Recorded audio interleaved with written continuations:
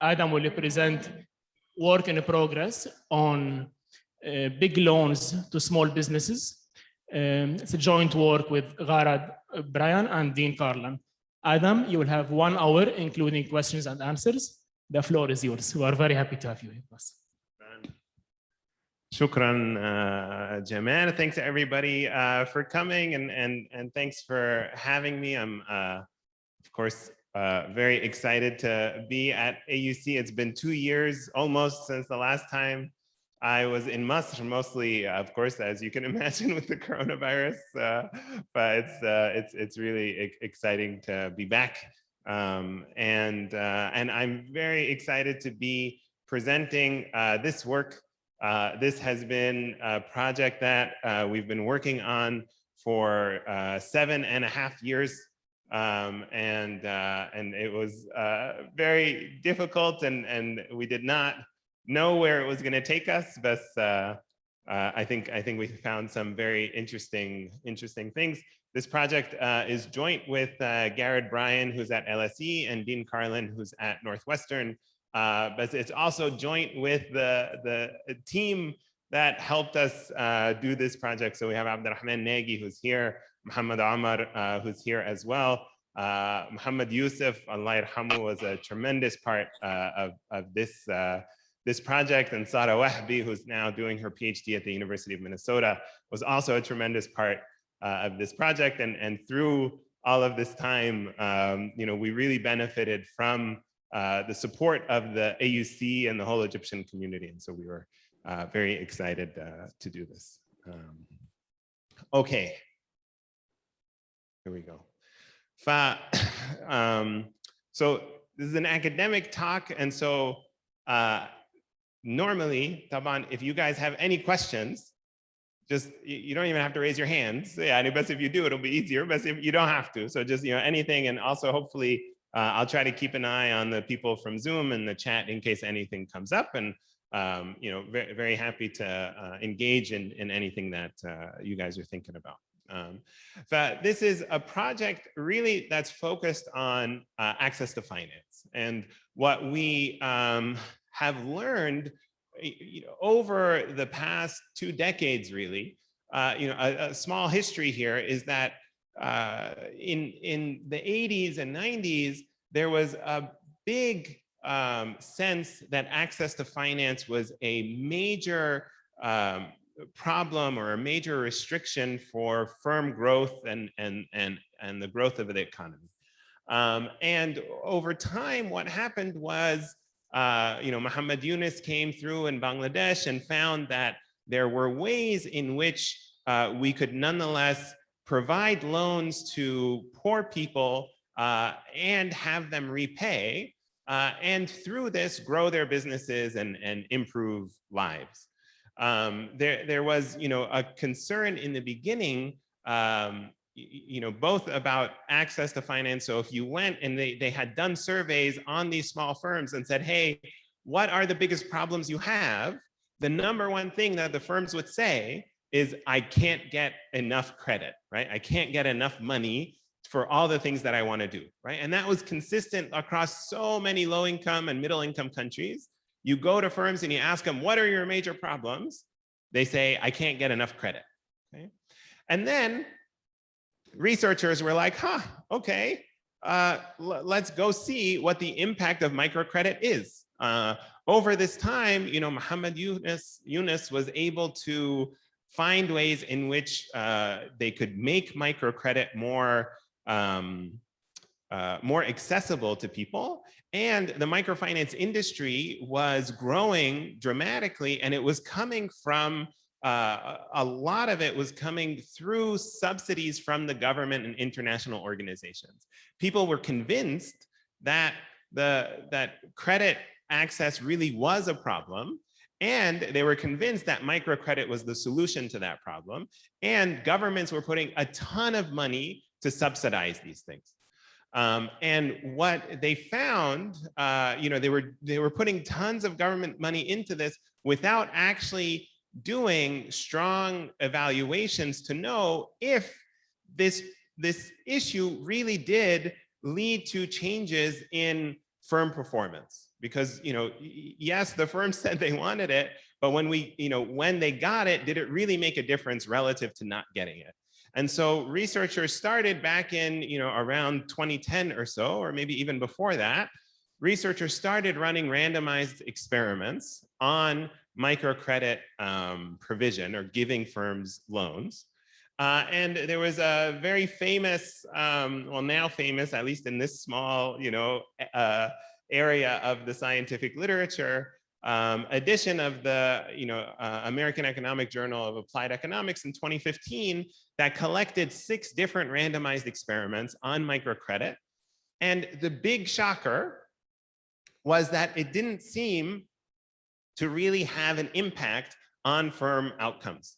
So this was really surprising because, again, you go to the firms, they say, this is our biggest challenge, and governments agree and are spending lots of money on it, right? And the firms are taking the loans and repaying them and taking more loans and repaying them, right? So all of this is telling us, well, no, this should work, right? But then it turned out that on average, it wasn't really having an impact. But there are two, in the analysis of the microcredit interventions, there were 2 types of marginal decisions or dimensions that were being considered.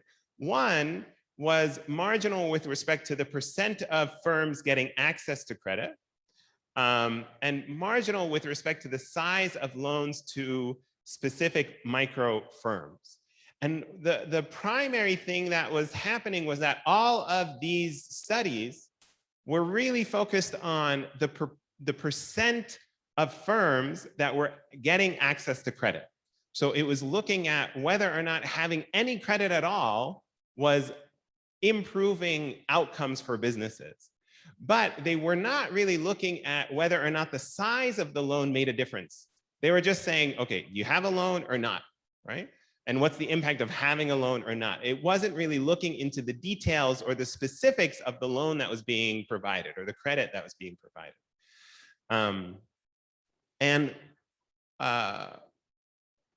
What we were trying to do here was we were trying to understand, several questions, but one of the first main questions that we were thinking about was maybe the reason why all of these studies were not finding that credit was really having an effect on these firms is because the loans were too small.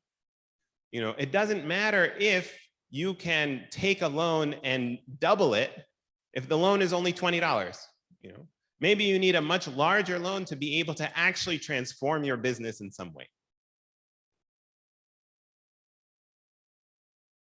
And so we started on this quest to run this experiment, and overall we're going to have 3 main research questions that we're considering. Okay, the first is just very sort of core pragmatic questions, policy type questions.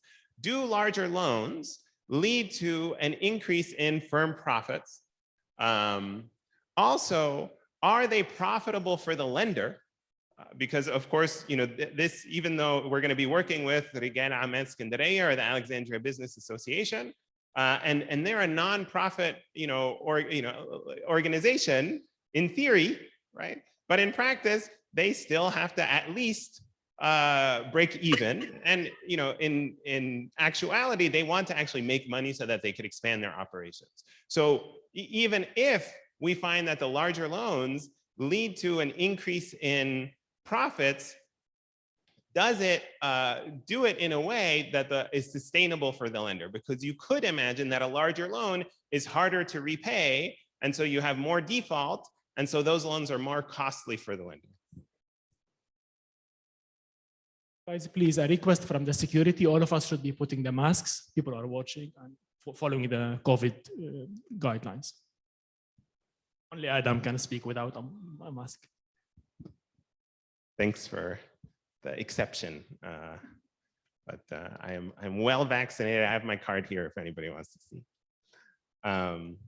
The other question that we have, and this is a question that I'm just fascinated about in general, is whether or not there are heterogeneous treatment effects, right? And what we mean by that is, normally we want to compare what's the impact of a large loan versus an impact of a small loan. And what we do is we look at the average effect for the treatment group and the average effect for the control group, right? If we're doing a randomized experiment or really any other type of causal analysis, right, we're going to be comparing one group to another. And usually we're looking at averages across those two groups. But it could be that there are some people who have, one impact and other people who have a different impact. And that's what we call heterogeneous treatment effects. And so, the question here is not just, are large loans good or bad, right? Another question we're going to ask is, are they good for some people and maybe not so good for others?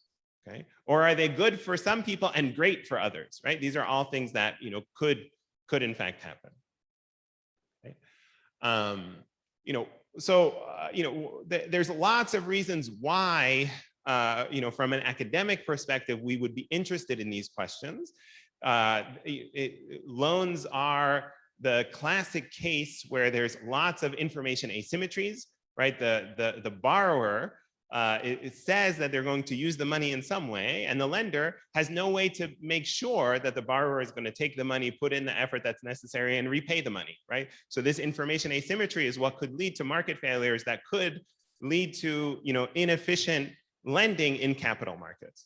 Okay, it's also, a similar, potential of principal agent problems within a firm, in that, it could be that the firm owner gets money and now they have a lot of extra money, so they hire more labor, but that labor themselves are not doing a good job at it.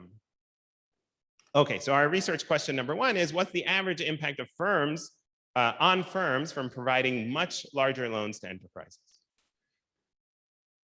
The next question here, again, is going to really be focused on heterogeneity. There's evidence coming in that talks about how heterogeneity matters. One of them is another project that we've done here with the help of AUC and with the help of JPAL with Bruno Crepon and Mohammed El-Komi, where we were able to see differences within treatment groups in their response to small loans versus grants. And happy to talk about that more later. And another thing we're going to be doing here a lot is, our general question here is, we're going to be asking, how important is heterogeneity in explaining the impacts of much larger loans on microfinance? How do we identify high potential firms, right? And this, to a certain extent, is oftentimes I think of as like the holy grail question in not just microcredit, but in tons of issues in economics and social sciences, right? I think that there usually is some kind of heterogeneous treatment effects from most of our programs. And how do we identify the people who actually can benefit from our programs? And how do we identify the people who don't benefit from our programs before we implement the program, right? Because what we want to do is we want to identify this before the program happens, so that we can better target our work and target our resources to the highest value uses. The third major consideration here, and these are all related questions, is one about capital allocation. And so there's a bunch of famous, but again, like famous for academics papers about the extent of capital misallocation in low and middle income countries. And the basic idea behind this concern regarding capital misallocation is similar to what I was just describing with heterogeneous treatment effects, which is there's a lot of money in the world, and there's a lot of assets and machinery in the world. Are they being put to the most productive use or not, right?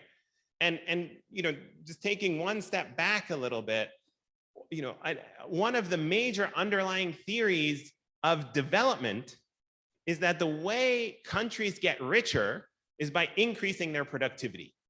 And so one of the main focuses of many development economists is thinking of ways in which we can increase average productivity in an economy, right? And some of our earlier work in FOA, where we were looking at the impact of exporting, what we saw was when we helped people export, they started learning how to be more productive in the work that they were doing. And the work that they were doing was handmade carpets, right? And at the beginning of the study, I was like, there's no way people can become more productive at handmade carpets. This is a technology that's been around for, over 1,000 years. But we found that no, those people were able to learn how to improve, the way that they work, improve their productivity. And what that does is it led to, these people being able to use the same amount of time and make more money. Okay? Yeah, it's fun.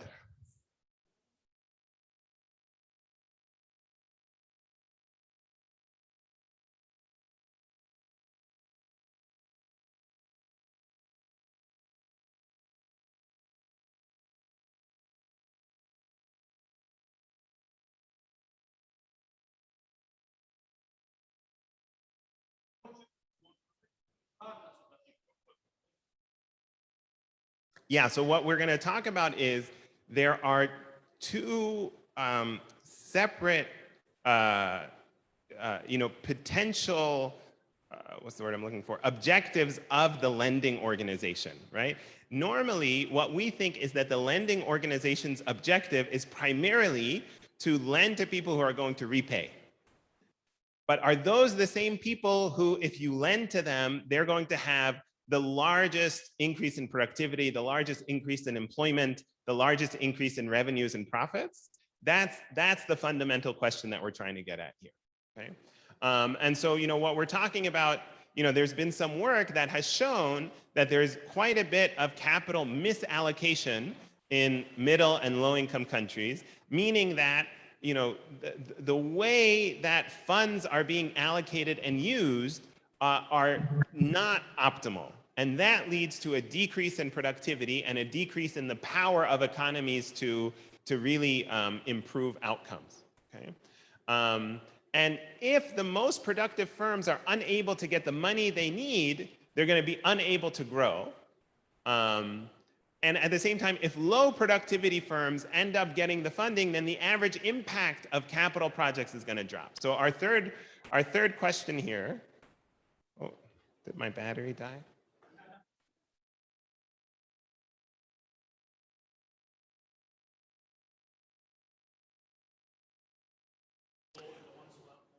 So what we're going to be able to show here is we ask the loan officers, when you are considering who to loan to, what is the most important consideration? 70% of the loan officers say it's repayment. And 20% of loan officers say repayment is the second most important, right? So like 90% are saying it's either the most important or the second most important. Now, the thing with repayment is it's pretty easy to see when someone repays or not.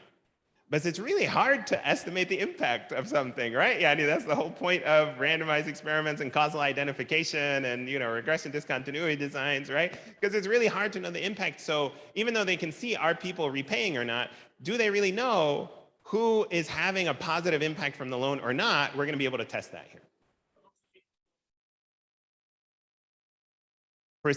That's right, and they,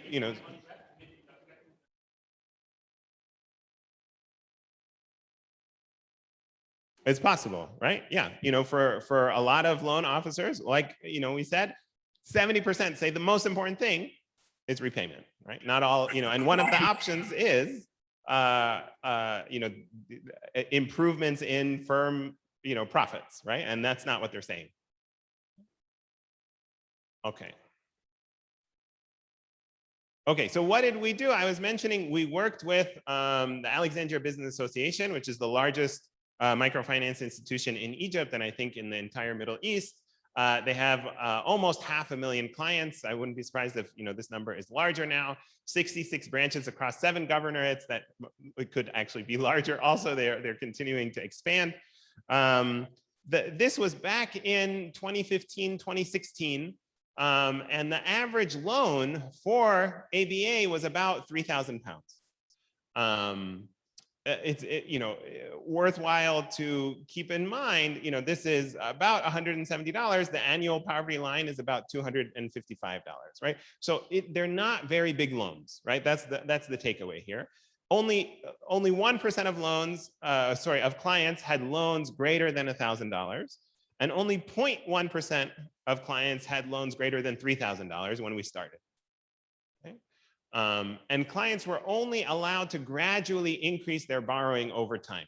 So, after 1 year, they were able to increase their loan by 50% from what they had last time. That was the normal policy, and this is typical for many lenders.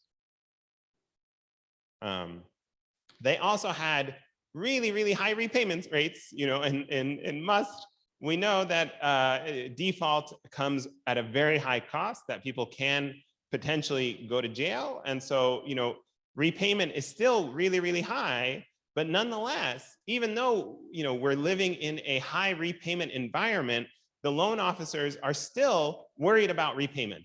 And the senior management are still worried about repayment. Okay.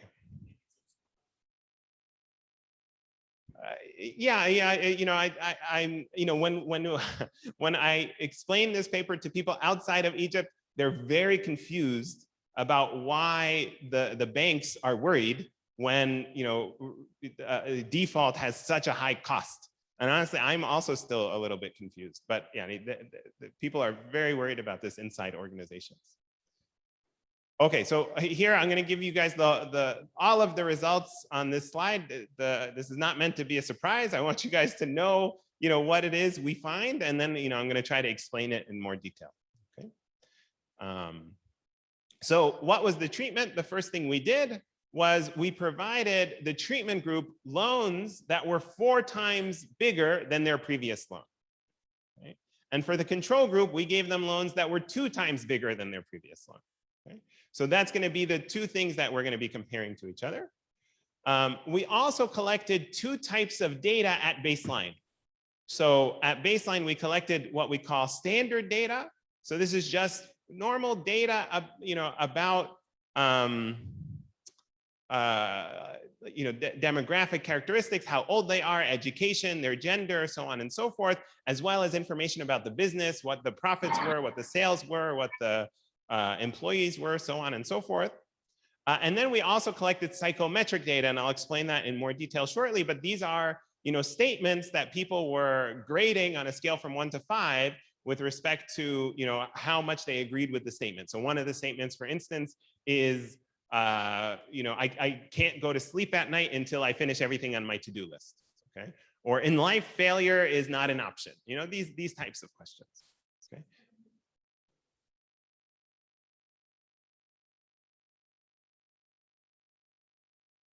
No, so people had the ability to negotiate and choose their maturity. So what we're going to find is that the people who got the longer loans also had more time to repay it.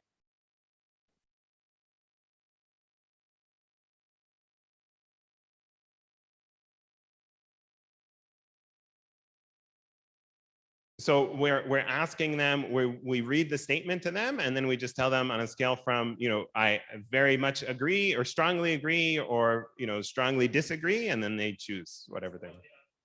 Yeah, it's just whatever they say. Mm-hmm. Yeah, no.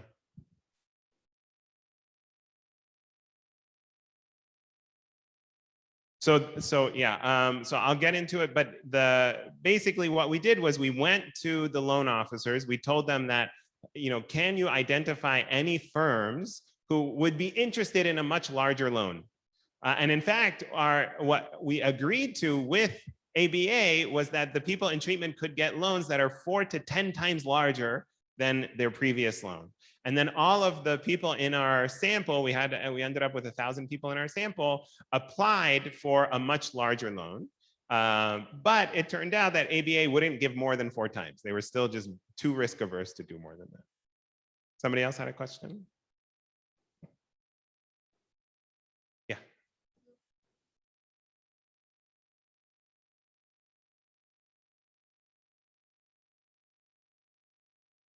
That's right. Yeah. So they applied, and I'll also get into the exact details of what we did. But basically, they all applied for a loan that was at least 4 times.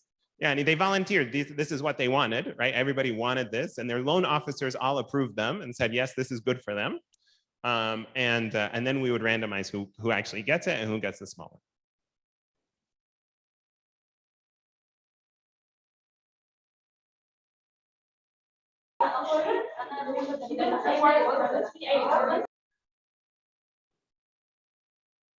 She muted. Okay.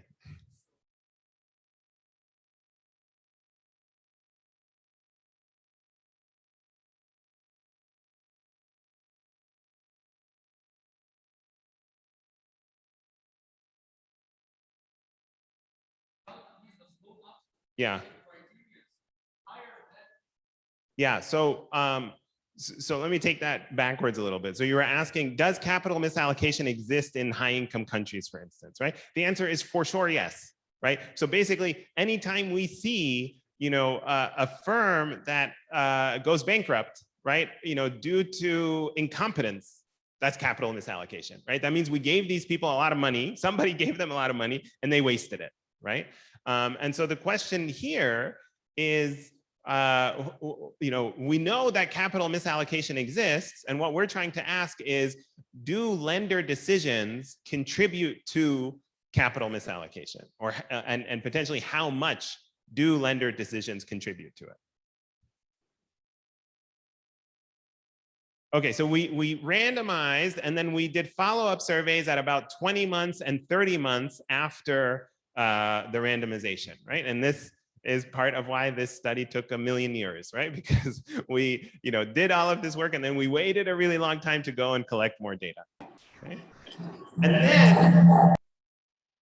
And then after that, we spent a lot of time learning. There was this great new paper. It came out, I think, in 2017, and we spent a lot of time trying to understand it, that uses machine learning to try to better identify heterogeneous treatment effects. So, we'll get into this in more detail later, but basically, it's really hard to identify heterogeneous treatment effects if you don't have a very clear theory for, what dimension those heterogeneous treatment effects are coming through, right? So if our theory was just that women know how to use loans and men don't, well, that would be heterogeneous treatment effects, and we could just test that, right? We could just compare, treatment and control women, and we can compare treatment and control men, and we could look at, is there a difference in outcomes?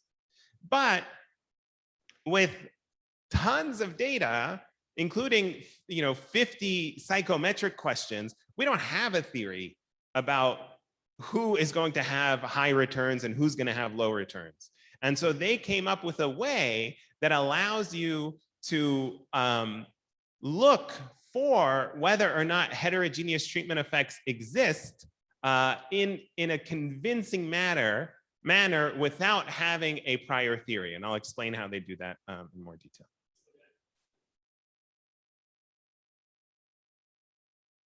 Sure. Yeah, will do. I'll try to repeat the questions next time. Okay. And what do we find?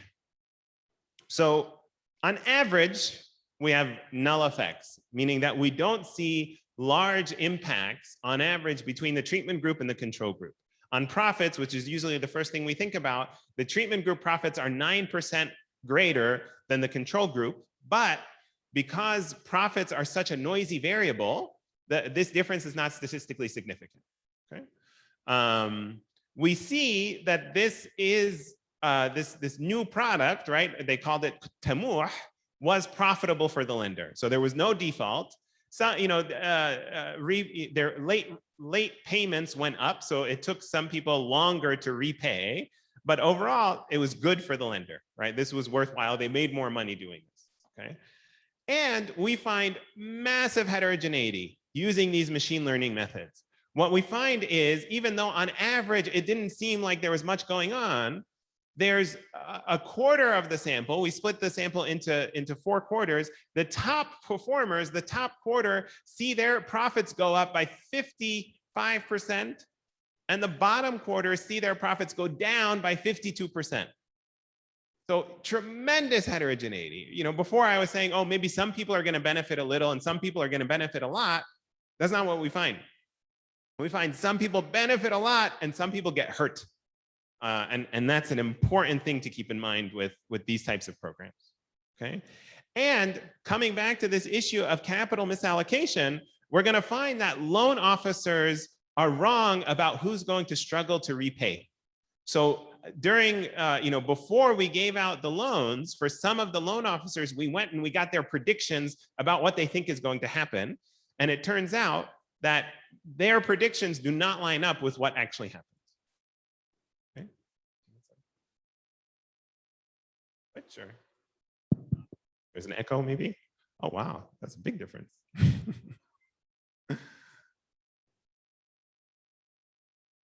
Okay.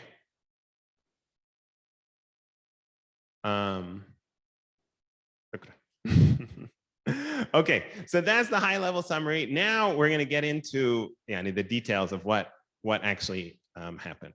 Okay, and let me just keep an eye on the time. We don't have a ton of time, so I'm going to pick and choose a little bit what to talk about. So in terms of picking and choosing, for this slide, the main thing that I want you guys to take away is that here. Sorry, one second. During the time of the study, there was what we would call a missing middle of capital availability. It was very easy for a firm to go and get a really small loan. And it was not too hard for a firm to go and get a relatively big loan. So that, it wasn't hard to go get £1,000. And it wasn't too hard to go get £100,000. But if you wanted to get £30,000, it was hard. And this, comes from the fact that these big banks don't think it's worth working with the really small people, and the really small NGOs are too scared of working with the bigger people. And so there was this missing middle in credit availability. There's an expectation that this is true, not just in Egypt, but in a lot of locations.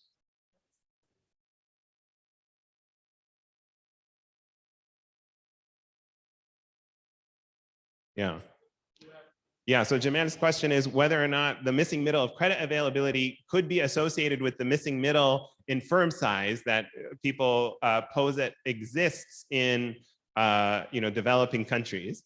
And that was one of our theories. And in fact, what we found is that there's a debate about whether or not there really is a missing middle in terms of firm size in certain countries. And so we're not going to be able to answer that directly, but I think we're going to contribute to the knowledge a little bit.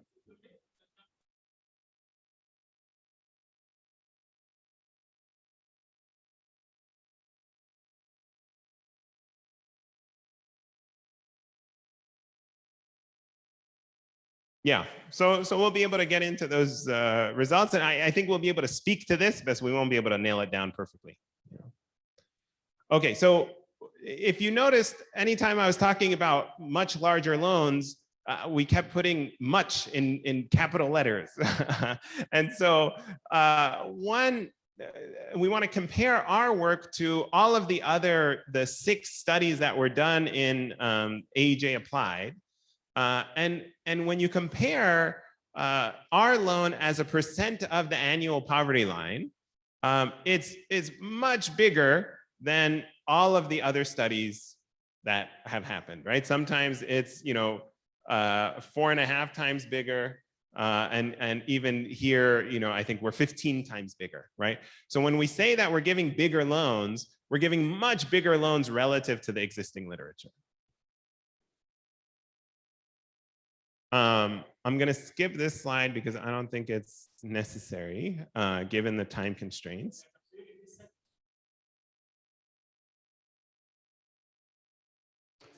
Yeah, so we're trying to look at, you could look at purchasing power as well, and you're going to see, in terms of the PPP value of the loan, here you have about 7,000 relative to things that were much smaller in other times. Yeah, so this is the PPP, and then here you're going to have the actual local currency.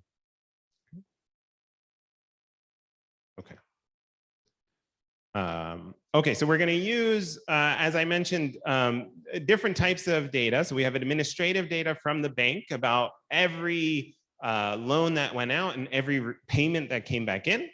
We're going to have survey data, including a baseline survey before people got the loan.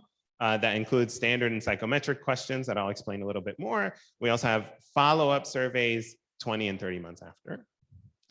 And the psychometric data was actually a list of 140 questions that we got from some researchers in psychology who did some research on this and thought that these types of questions could be predictive of effects or could be predictive of entrepreneurial ability. We thought it would be too difficult to ask all 140 questions at baseline. And so we ended up picking 50 of them. And there's lots of different examples in the paper. You'll see all 140 that we were able to ask. Okay.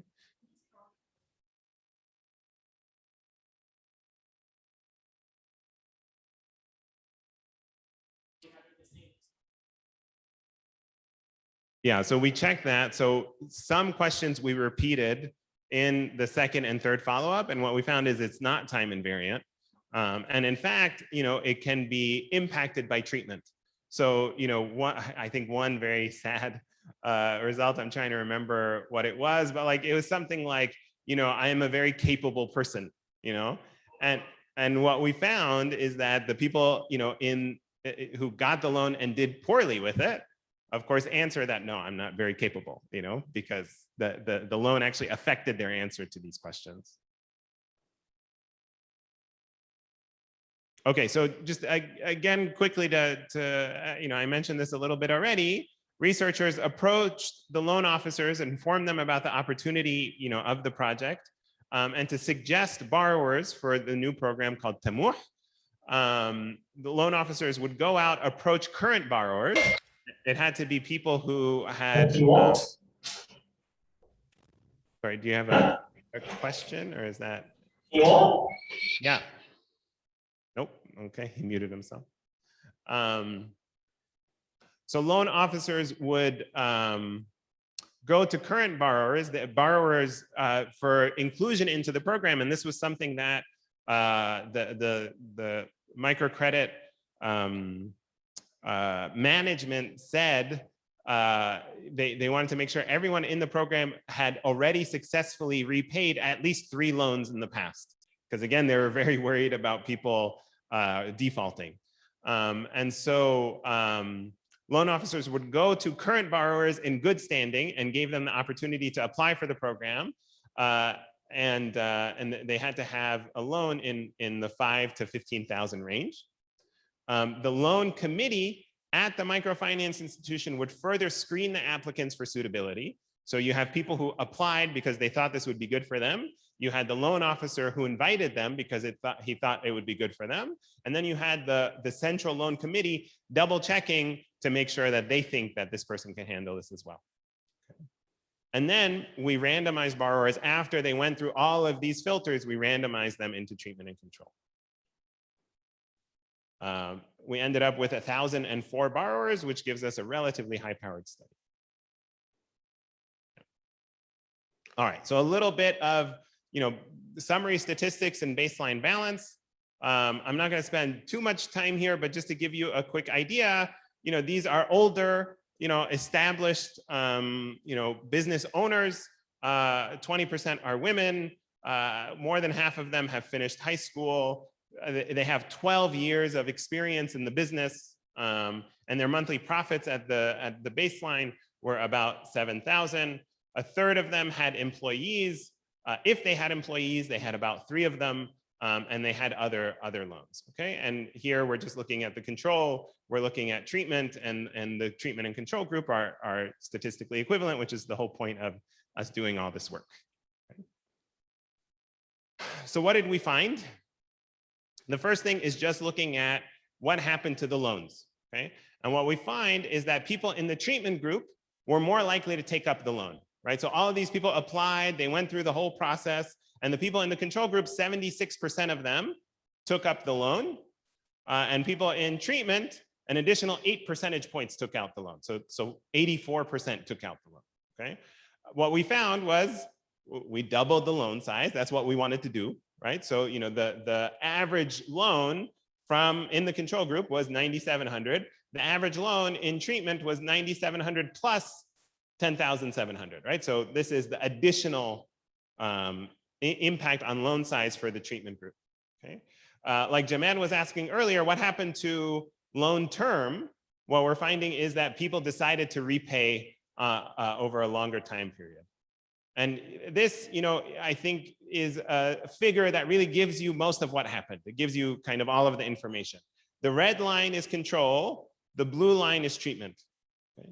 And what we're seeing is before the disbursement, their loan, the amount of, you know, outstanding credit that they had was very, very similar between treatment and control. And then this is about when we dispersed for everybody. And you see, you know, control goes up, but treatment goes up really high. And you see that they start repaying for, you know, over the course of a year and a half or so.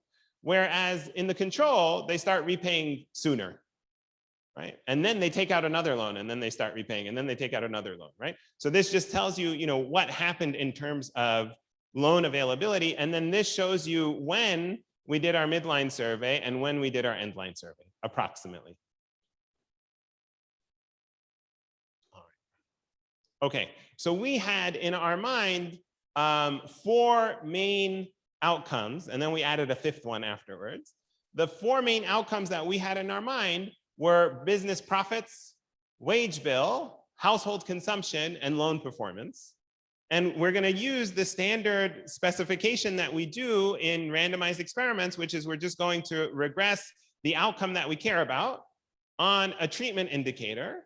And we're going to control for the baseline value of that outcome if we have it. And we're going to include loan officer fixed effects because we randomize within the loan officer. So we're controlling for the loan officer so that we're comparing the people in treatment for a loan officer to the people in control for that same loan officer. And then we're aggregating all that up.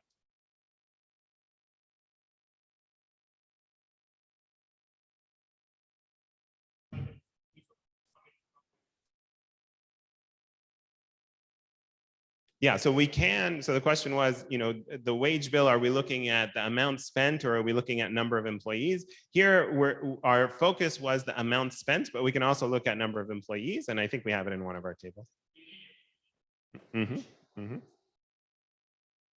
Okay. So this is not a surprise. I already told you guys what we found, right? So what we found was here that profits go up by about 9%. Revenues go up also by, you know, like 12% or something like that. Expenses also go up by about 12%. Wage bill goes up by about 8%. And household consumption goes up by about 12%. Household consumption is those 2 stars is showing that that's the only one that's statistically significant because the variation, the variance of this variable is much smaller. And so we have more power, right? All of these other things, the variance is much higher. You know, just because there's lots of variation in the sample. Okay. What happened to repayment? On average, we're able to see everybody repaid. We found that perfect repayment went down for the control group, but nonetheless they repaid. They were just more likely to be late, and they had to pay more in penalties. Okay.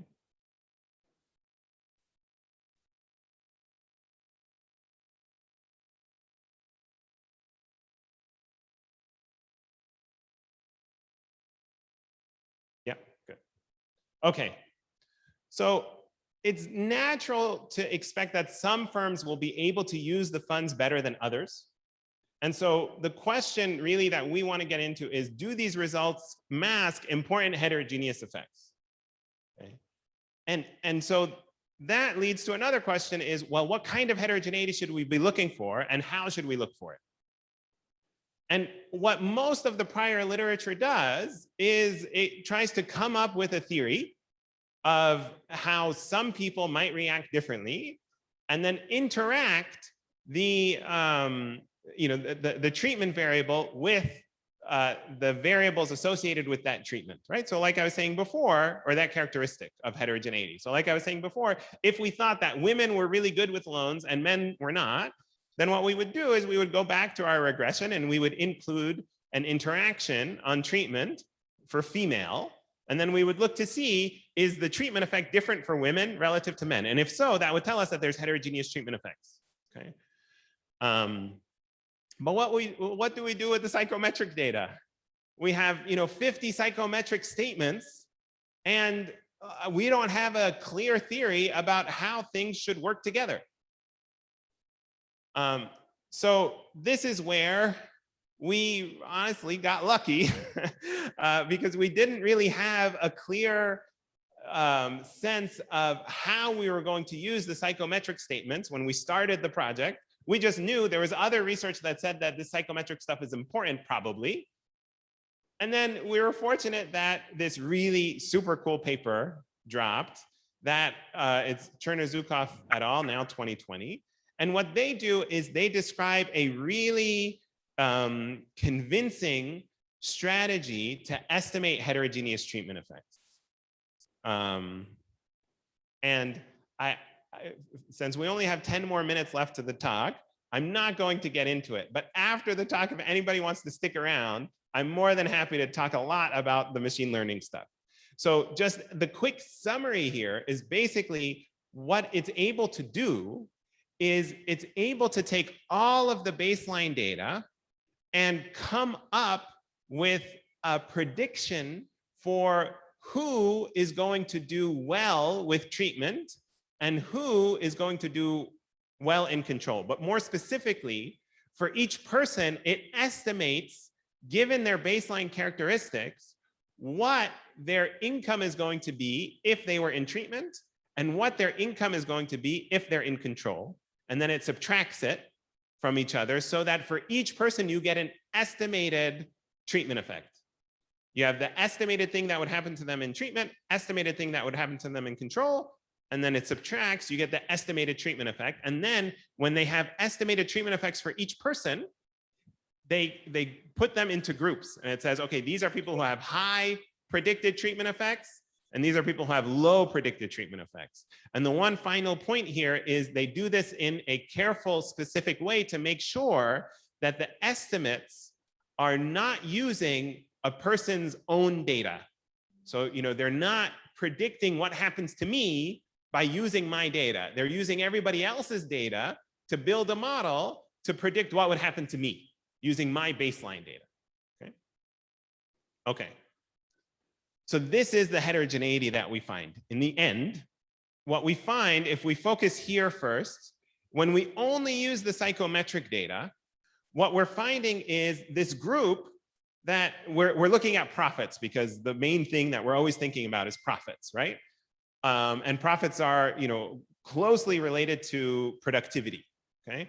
And what we find here is that the people in the top 25% of estimated treatment effects are, in fact, when we look at the data and we interact, with were you predicted to have a high treatment effect, we find that indeed they do have a high treatment effect.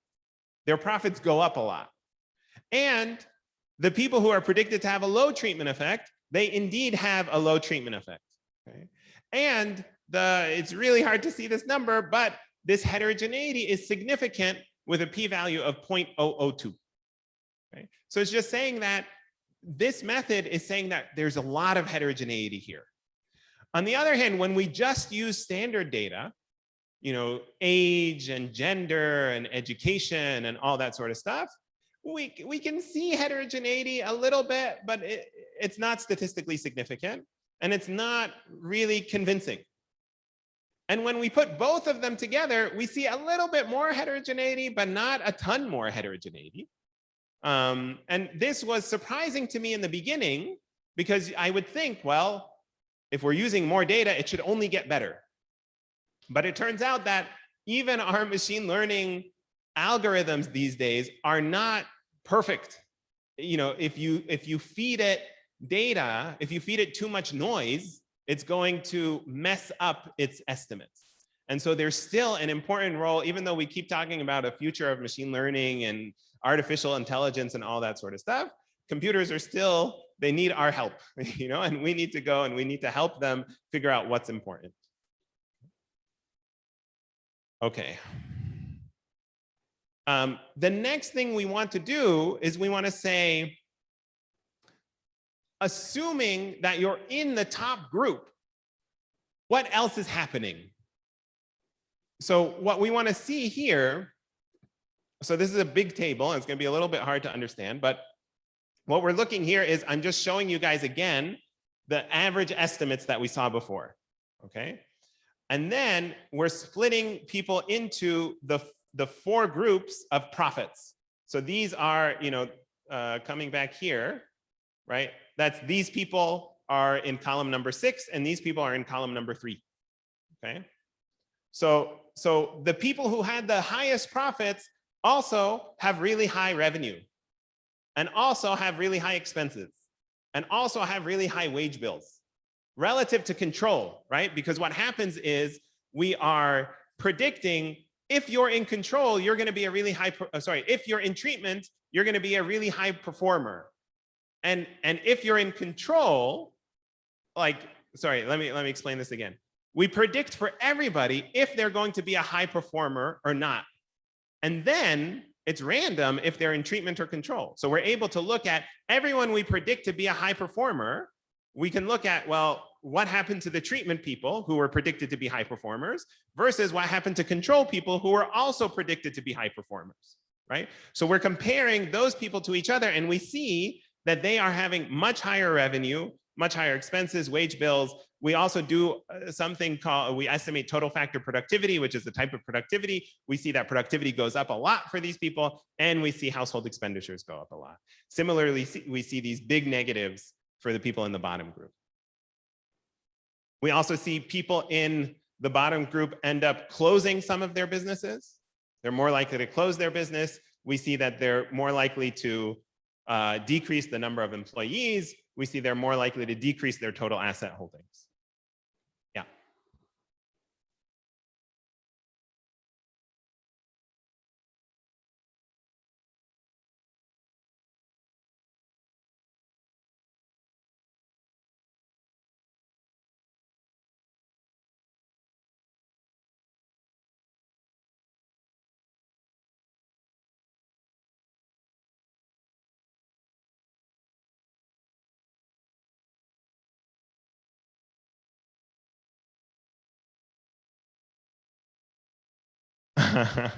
Sure, thanks, Mohammed.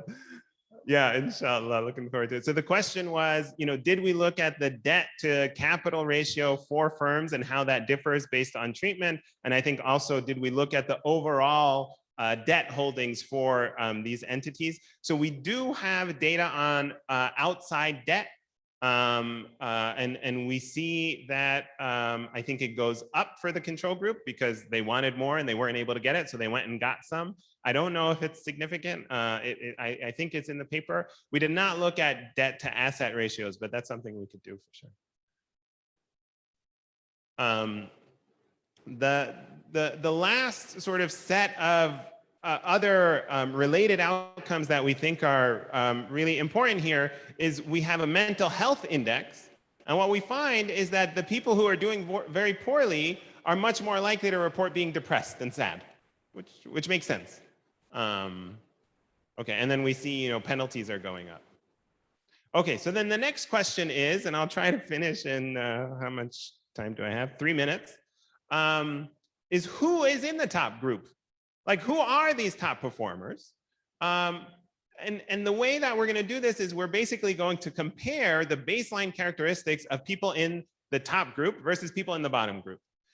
But at the same time, there are 50 psychometric variables, right? And we know multiple hypothesis testing is an issue. If I run 50 regressions, then, you know, there's going to be a few of them that are going to come up significant. And so we do a couple of additional things, including some additional machine learning strategies to try to predict or to better explain who's in the top group versus the bottom group. And what we find is that there's not a lot of information coming from people's characteristics in terms of their monthly revenues or profits or number of employees. On average, they're the same. On the other hand, they're less likely to be women. They're more likely to do better on financial literacy. But in particular, we find the biggest impacts coming from the psychometric data, which is precisely what we would expect considering where we were finding the heterogeneity. And what we found is that it was actually a very big surprise to us because it was going in the opposite direction of what we thought. And in fact, I spent like 2 weeks trying to figure out if I got the signs wrong on these regressions. Because we have this question, for instance, in failure or in life, failure is not an option. And the people who say they agree with that statement are the ones who are doing worse. And I always get things done ahead of time. The people who say, yes, I very much agree with that are the ones who are doing worse. Yeah.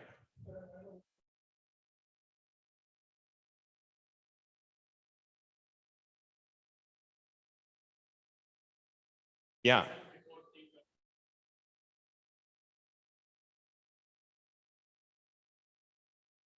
Yeah, I think that's exactly, that's our interpretation, right? That what's happening is the people who think, we're calling them go-getters, the people who think that, they can do everything are the ones, when they get a really big loan, they start taking these really big risks and it's not working out for them. They're too confident. And what this is showing really quickly in the last minute, I'll try to finish. This is showing that in the control group, the people who are overconfident are actually doing very well. So when they have just a little bit of money, they're able to make the best of it. And they're actually doing a really good job. But then in the treatment group, when those people get a lot of money, they're doing poorly. And the opposite is happening with the other group. And the last point is loan officer perception. So I mentioned we collected some data about what loan officers thought were going to happen. We asked them to grade borrowers on a scale from 1 to 10 about repayment ability if they had a big loan versus repayment ability if they had a small loan. We did the same thing about ability to increase revenue with a small loan versus the big loan. And what we find is if the loan officer thinks that default is going to increase with the larger loan, the impact on those people is positive, meaning that the people that the loan officer was worried about, those are the ones who are actually benefiting most from the loan. And the ones that the loan officer was not worried about, those are the ones that were not benefiting from the loan. But overall, the p-value here is 0.65, meaning that loan officer predictions are not very good. Whereas the same is true about their predictions about revenue. Okay. And when we go back to comparing the top group versus the bottom group, the bottom group, loan officers think 22% of them are going to struggle to repay. And in the top group, loan officers think 46% of them are going to struggle to repay, right? So the top group, they think it's much more likely that they're going to struggle to repay.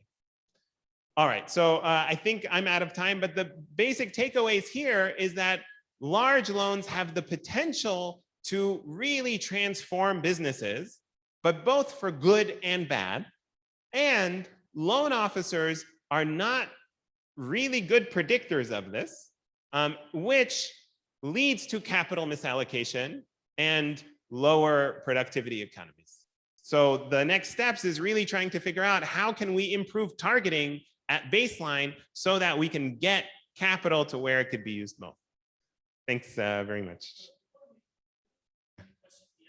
Oh, sure. Yes, let me see.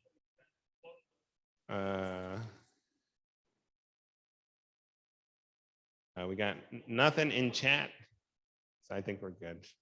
Here you go. Thank you so much, Adam. That was really the very first talk in our economics research seminar series. Please give a hand to Adam. Adam, thank you so much. We really learned a lot from you. We really learned a lot from you, Adam. Thank you so much for this great talk. Thank you. Thanks for the invitation. I had a great time.